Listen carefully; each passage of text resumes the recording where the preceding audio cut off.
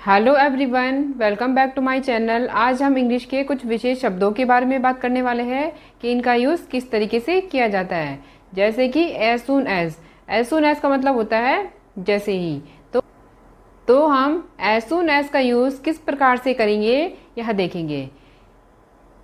जैसे यहाँ पर एक सेंटेंस है, जैसे ही वह आया हम चले गए, तो इसको हम इस प्रकार से लिखेंगे, as soon as he came we left.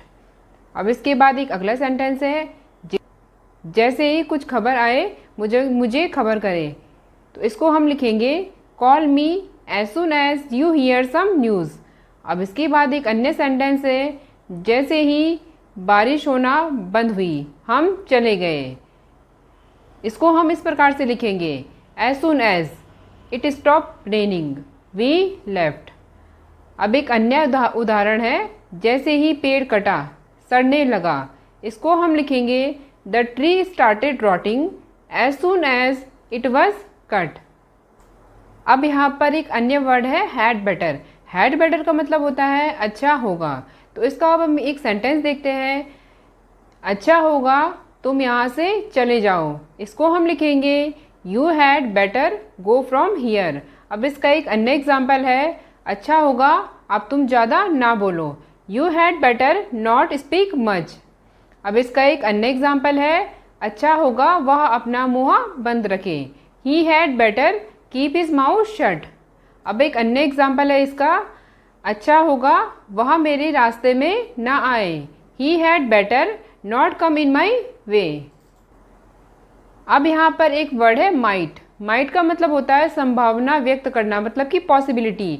तो इसका एक एग्जाम्पल है, शायद आज बारिश हो सकती है। तो इस बारिश हो सकती है मतलब यहाँ पर पॉसिबिलिटी को दिखाया गया है, संभावना को दिखाया गया है। तो इसको हम लिखेंगे, इट माइट रेन टुडे। अब एक अन्य एग्जाम्पल है, शायद मुझे आज देरी हो सकती है। तो यहाँ पर भी पॉसिबिलिटी दिखाई गई है। तो इसको हम लिखेंगे, I might get late today.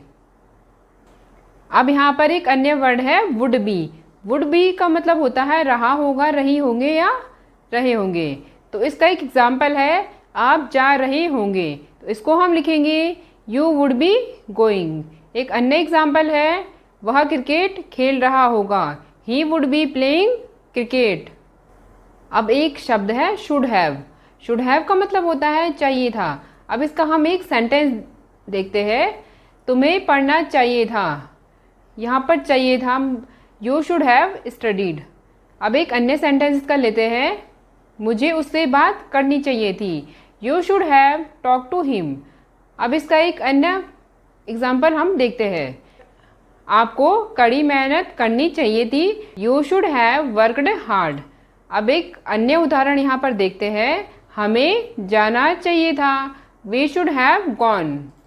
अब एक अन्य शब्द को देखते हैं, हैव टू। हैव टू का मतलब होता है करना ही करना है, मतलब कि ये काम हमें करना ही करना है। जैसे इसका एक उदाहरण है, मुझे जाना है। तो इसको हम लिखेंगे, आई हैव टू गो। अब एक इसका एक अन्य उदाहरण हम देखते हैं, मुझे स्कूल जाना है, I have to go to school, मतलब कि मुझे ये काम करना ही करना है। अब एक अन्य वर्ड को लेते हैं, यूज टू। यूज टू का मतलब होता है किया करता था, मतलब इस काम को पहले किया करता था। जैसे कि इसका एक एग्जाम्पल देखते हैं, मैं बचपन में क्रिकेट खेला करता था, I used to play cricket in my childhood. अब यहाँ पर एक अन्य वर्ड है, अबाउट टू। तो इसका एक सेंटेंस हम देखते हैं, मैं बोलने ही वाला था। इसको हम इस प्रकार से लिखेंगे, आई वॉज अबाउट टू से। अब इसका एक अन्य उदाहरण देखते हैं, मैं सोने ही वाला था, I was about to sleep. अब इसका एक अन्य उदाहरण देख लेते हैं, मैं जाने ही वाला था, I was about to go. अब इसका एक अन्य उदाहरण है, मैं आपको कॉल करने ही वाला था, I was about to call you. अब हमने यह देख लिया है कि इंग्लिश में कुछ विशेष शब्दों का यूज़ किस प्रकार से किया जाता है। अब हम यह देखेंगे कि बारिश के मौसम में बोले जाने वाले वाक्यों को इंग्लिश में किस तरीके से बोला जाता है। जैसे कि एक सेंटेंस है, कल बहुत तेज बारिश हुई। इसको हम इस प्रकार से लिखेंगे, इट रेन्ड हैविली यस्टरडे। अब एक अन्य सेंटेंस है, आज मौसम कैसा है, how is the weather today. अब इसका एक अन्य सेंटेंस है, मैं बारिश में भीग गया हूँ, I got socked by the rain. अब इसका एक अन्य उदाहरण है, देखो बाहर बारिश होने वाली है। यहाँ पर पॉसिबिलिटी को दिखाया गया है।